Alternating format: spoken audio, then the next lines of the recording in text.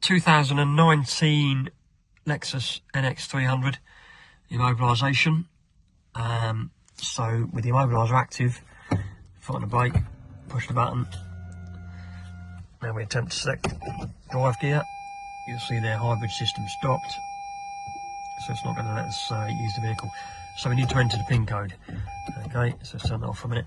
So your PIN code is made up of a combination of button pushes, you know, down on here, up here.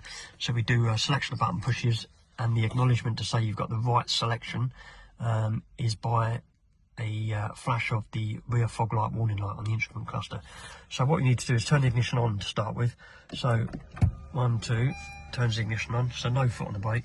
So we're going to push out our sequence of buttons that we've chosen, and we're waiting for the flash. There we go, got the flash there. So now ignition off, foot on brake, ignition on and start. Now if we attempt to select a gear, you see we can select drive gear there, no problem at all. So that's all the immobiliser disengaged. Now to arm the immobiliser, it's quite simple. Turn the engine off, and when you open the driver's door, you'll see 2 flashes of the rear fog light warning light. There we go, system auto armed.